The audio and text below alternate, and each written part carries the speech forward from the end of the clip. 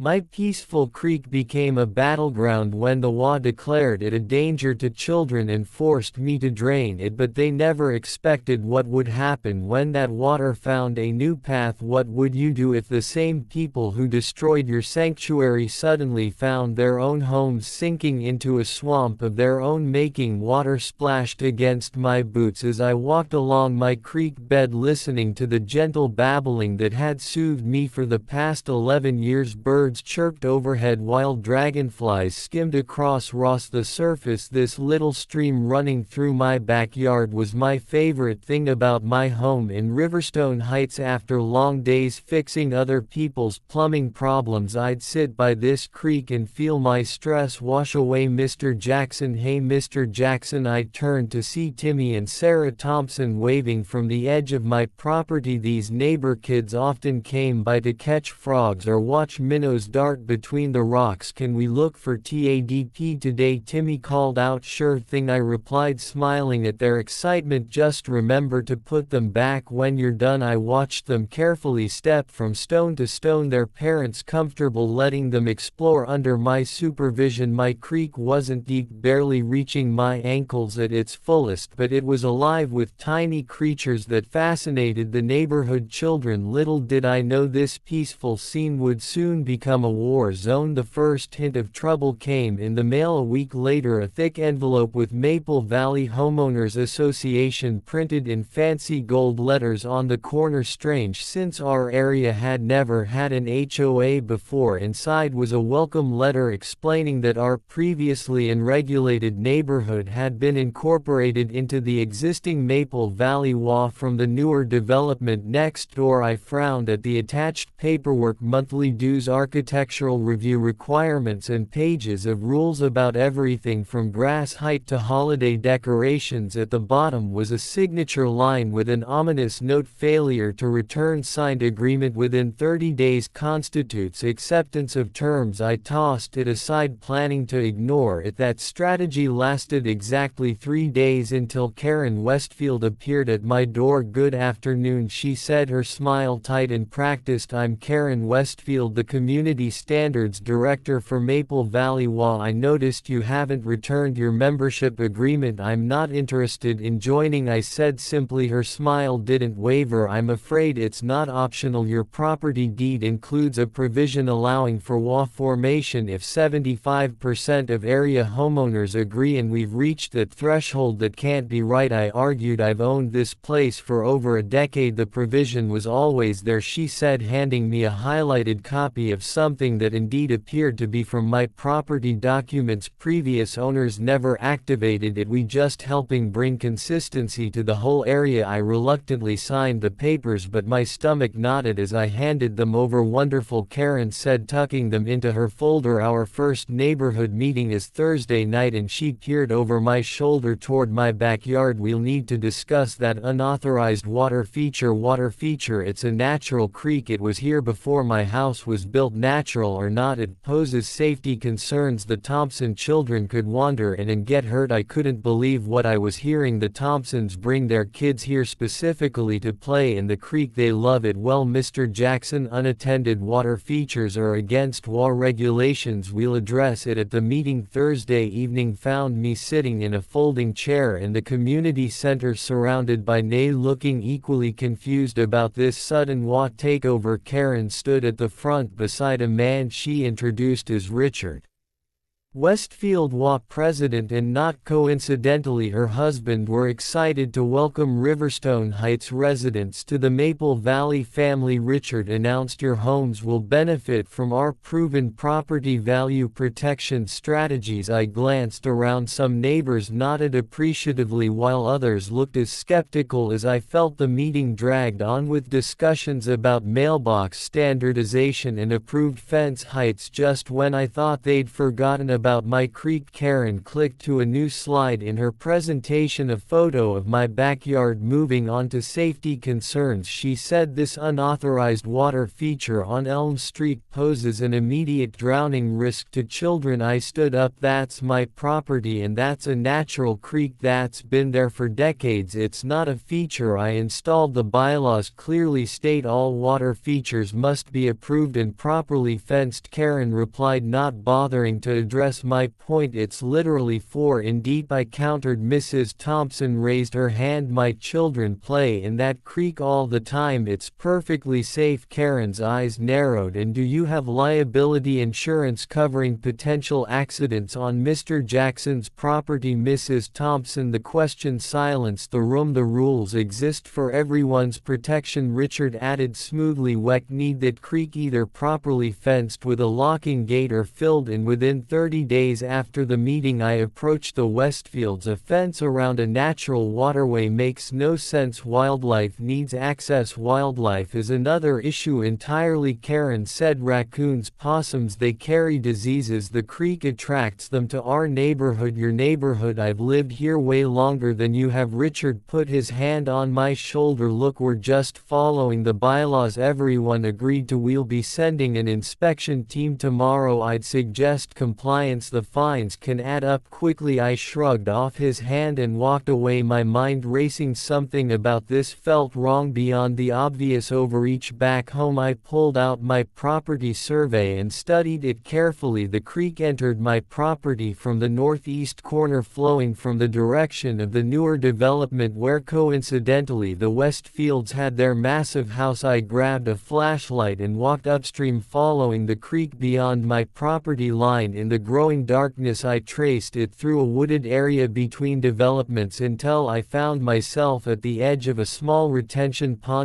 behind the newer homes. As my light swept across the water, something metallic reflected back. Wading carefully to the edge, I discovered a drainage pipe partially hidden by cattails, a pipe that fed directly into my creek. I pulled out my phone and snapped photos, then followed the pipe back toward the houses. It led straight to the newest section of the development, right where the Westfields and other HOA board members all lived. I was still putting the pieces together when the sound of an approaching golf cart made me duck behind a tree. Through the leaves, I watched Richard Westfield drive up to the pond's edge. He got out, looked around carefully, then dumped something from a container into the water. As he drove away, I crept forward and shined my light on the pond's surface. Dead fish floated belly up where he had poured whatever was in that container. My phone buzzed with a text from Aline Wong, my neighbor. Check your email. HOA just sent violation notice, $500 fine for unapproved water feature, says drain creek in 30 days or $100 daily penalty. I stared at the message, then back at the poison pond. This wasn't about safety or rules. Something much bigger was happening, and my little creek had somehow become the center of it all. The inspection team arrived at 7:30 the next morning. Karen Westfield with 2 men I recognized from the meeting as fellow board members. I watched from my kitchen window as they marched across my lawn without waiting for permission. Good morning, I called out, stepping onto my porch. Can I help you? Official HOA inspection, Karen announced, barely glancing my way. She was already taking photos with her phone, pointing at my creek and murmuring to her companions. I followed them around my property, growing increasingly frustrated as they trampled my vegetable garden to get a better angle of the creek.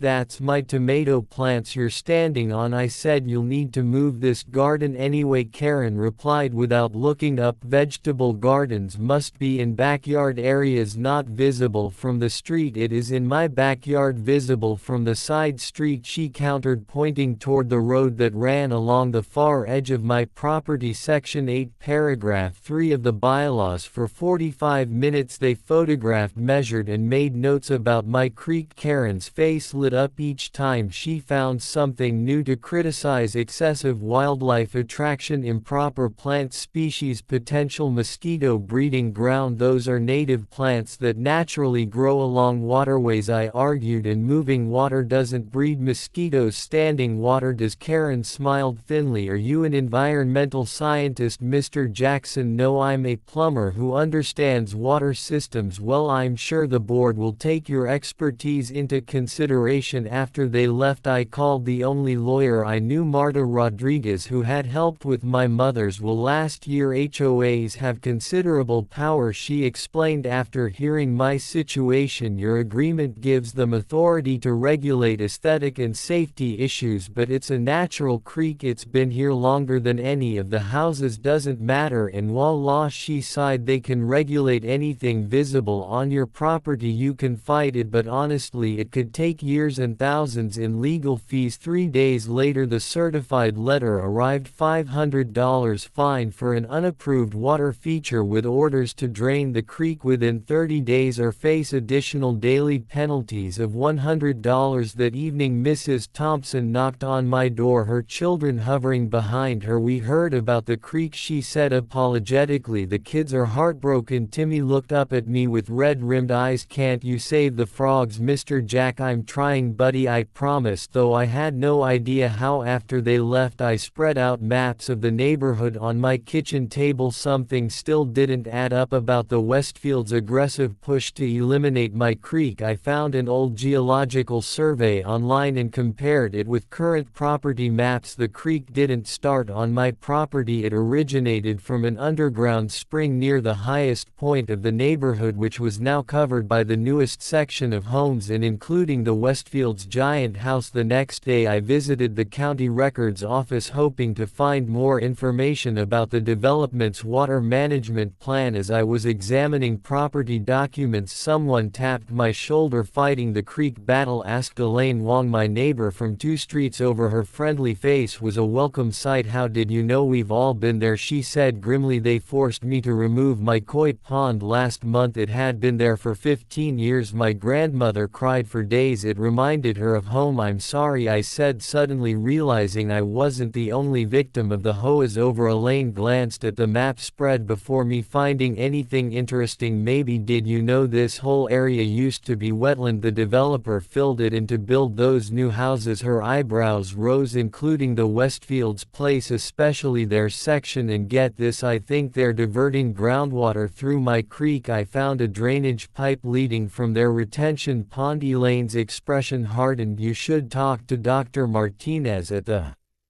community college. He fought the development 5 years ago, said it would cause drainage problems. Nobody listened. That afternoon I found Dr. Martinez in his cramped office surrounded by stacks of environmental impact reports. Of course I remember that development, he said, pushing his glasses up. Terrible plan they built on a natural spring system without proper mitigation. He pulled out a topographical map. See these blue lines? Underground water channels. They run right under those new houses and drain into my creek, I added. He nodded. Exactly. Your creek is an essential relief valve for groundwater pressure. If you close it off. He made an explosive gesture with his hands. The water has to go somewhere, I murmured. Physics always wins. Dr. Martinez agreed. Water follows the path of least resistance. Armed with this knowledge, I attended the next HOA meeting. When it came time for resident comments, I approached the microphone. I'd like to discuss the environmental impact of removing my creek. I began. According to geological surveys, it's part of a critical watershed system that helps prevent flooding. Karen immediately cut me off. The association has already consulted experts on this matter. Which experts? I challenged. Because I've spoken with Dr. Martinez from the Environmental Science Department and he says we're not here to debate settled issues. Richard word interrupted the violation stands next speaker please. As I returned to my seat I noticed several neighbors giving me thoughtful looks. After the meeting Mrs. Thompson and 3 other homeowners approached me in the parking lot. We believe you, Mrs. Thompson said quietly. Karen's been using safety concerns to control everyone. Last month she made the Patels remove their decades-old oak tree because acorns are choking hazards. I'm fighting this, I told them, but I need help. That night as rain poured down I sat in my car across from my property watching the crew the HOA had hired under portable floodlights. Men in yellow raincoats dug trenches and laid large pipes diverting my creek underground. By morning my beautiful creek bed lay empty and dry, nothing but exposed rocks and mud where water had flowed for centuries. I felt hollow inside as I walked the dead creek bed, picking up stranded minnows and relocating them to a bucket of water. The Thompson children helped silently, their faces solemn as they saved what creatures they could. Where will the water go now? Timmy asked. I looked toward the Westfields neighborhood on the hill. That's what I'm wondering too. The answer came 3 days later as the storm intensified. I was awakened at 2 a.m. by frantic pounding on my door. It was Elaine, soaking wet and wide-eyed. You need to see this, she gasped. Bring your camera. I followed her through the downpour to the newest section of the development. As we rounded the corner onto Maple Drive I stopped in shock. Water bubbled up through storm drains, flooding the street ankle deep. Several homeowners were outside with flashlights, desperately trying to direct water away from their foundations, and there in the center of it all stood the Westfields in matching monogrammed raincoats. Richard shouting at someone on his phone while Karen directed neighbors to place sandbags around their property and only their property. The sewers are backing up. Tulane whispered. 3 houses already have basement flooding. I remembered Dr. Martinez's words. Water follows the path of least resistance. With my creek gone, the groundwater had found a new route right under the homes of those who had destroyed its natural path. From the shadow of a large oak tree I took photos and videos documenting everything. As dawn broke I noticed something even more interesting. The ground around several foundations was visibly shifting, tiny rivulets forming between houses as the earth became saturated.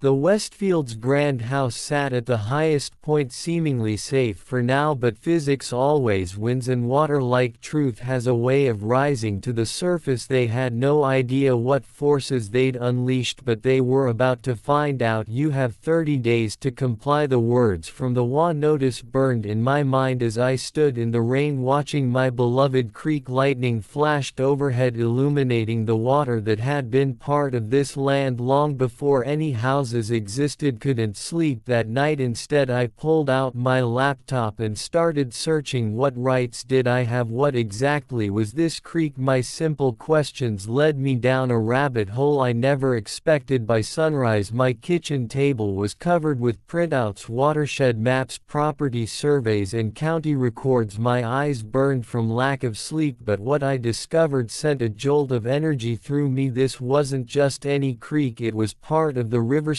Heights watershed system, a critical drainage point for the entire neighborhood. Look at this, I said to my neighbor Sam when he stopped by with coffee. I pointed to the oldest map dated 1962. See how the water naturally flows. It comes from an underground spring up by the hilltop where Karen and Richard built their homes. Sam adjusted his glass weight. So if they stop your creek, the water has to go somewhere. I finished. It doesn't just disappear. I needed an expert opinion, so I called the local university. Dr. Martinez, an environmental science professor with gray streak hair and Mudik boots, agreed to visit that afternoon. She walked the length of my property testing soil samples and taking measurements. Rain dripped from her hat as she crouched beside the creek. This is a textbook example of a natural drainage system, she explained, scooping up some water in a jar. These tiny organisms are indicators indicators of healthy water flow. Disrupting this could have serious repercussions for the surrounding area. She pointed toward the higher ground where the fancy houses sat. Your neighborhood was built on what used to be wetlands. Developers installed drainage systems, but they rely on natural waterways like this creek to function properly. Armed with this knowledge, I requested to speak at the next HOA meeting. Karen's face twisted with annoyance when I approached the microphone. I've consulted with environmental experts. I began. Slides of watershed maps appearing behind me. This creek isn't just pretty, it's functional. It prevents flooding by channeling water safely away from our homes. Karen cut me off mid-sentence. The association has already consulted qualified experts on this matter, she said, tapping her manicured nails on the table. I couldn't help myself. Which experts exactly? Because I've called every environmental consultant in the county and none have been contacted by the HOA. Murmurs spread through the room. Richard Westfield cleared his throat loudly. That's confidential information. Next agenda item, please. Walking to my car afterward, I heard someone call my name. It was Margaret Z, an older woman who lived near the community entrance. I worked for the county water department for 30 years before retiring, she whispered, glancing around nervously. What you said and there was right. They're making a terrible mistake. She pressed a weathered business card into my hand. Call my old colleague at the water department. Tell him Maggie sent you. 3 days later, I met Tom Richardson from the county water department for coffee. He brought historical flood maps that confirmed my suspicions. Your HOA president lives here, he asked, circling an area on the map. This whole section was classified as a seasonal wetland until 2015 when the zoning was mysteriously changed. How could that happen? Tom shrugged. Money talks, but changing paperwork doesn't change geology. Water follows gravity, not HOA bylaws. That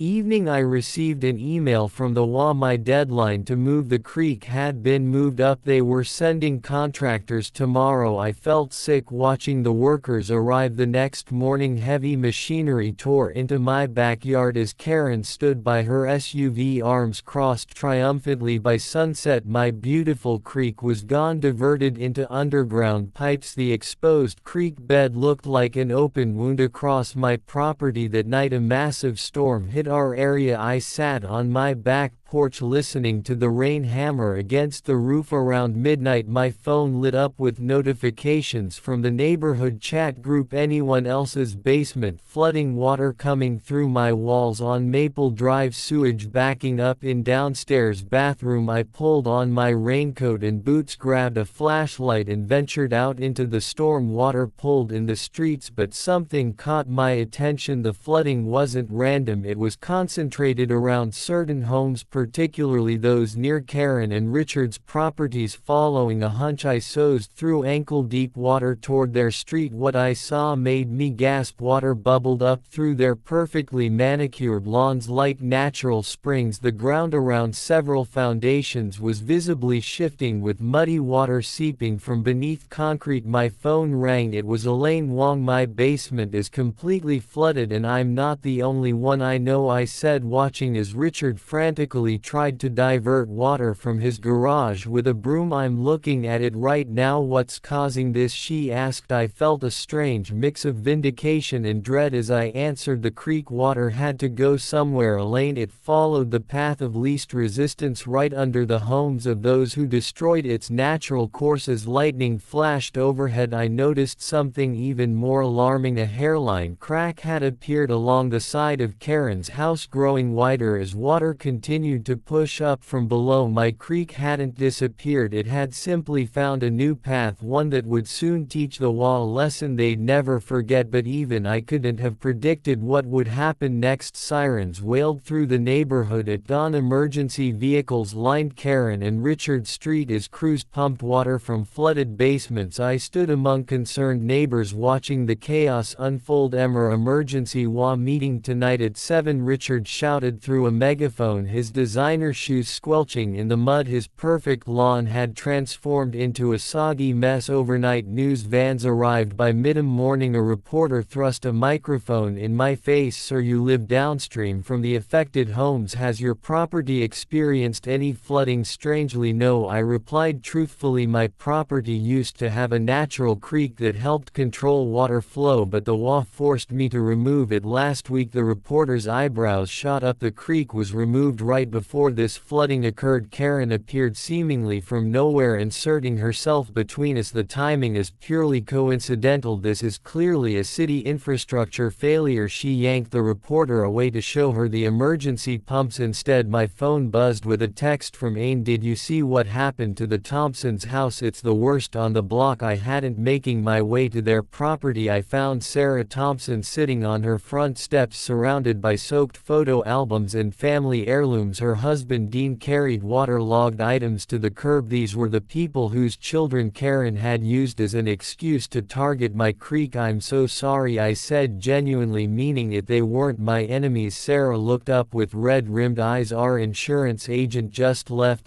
They won't cover anything because it's classified as surface water intrusion. The adjuster said something about us being in an unmapped flood zone. I helped them carry furniture to higher ground as she explained how water had bubbled up through their basement floor like a spring, ruining everything stored there, including her grandmother's handmade quilts and their children's baby memorabilia. The community center buzzed with angry voices that evening. Every seat was filled with people standing along the walls. Neighbors who had never spoken at meetings before were demanding answers. Karen rapped her gavel repeatedly, trying to maintain control. This meeting will come to order. Our first agenda item is the unprecedented flooding event. Richard stepped forward, adjusting his tie. The board has been in contact with city officials. This appears to be a city infrastructure failure. Rest assured, we are demanding immediate action. Several homeowners shouted questions simultaneously. Karen pointed to a man in the front row. My basement has flooded 3 times this week. Who's paying for this damage? He demanded. Your homeowner's insurance. Karen began. They denied my claim. Someone else interrupted, said it's not covered because we're on what used to be wetlands. I raised my hand patiently until Karen reluctantly acknowledged me. I've been researching our neighborhood's geological history, I said, connecting my laptop to the projector. What we're experiencing isn't unprecedented at all. My presentation showed historical maps of the area dating back to 1962. Before development began, our entire neighborhood was built on natural wetlands. The developers installed drainage systems including natural waterways like the creek on my property. I clicked to the next slide, a county survey map highlighting water flow patterns. When the HOA ordered me to remove my creek last week, they eliminated a critical drainage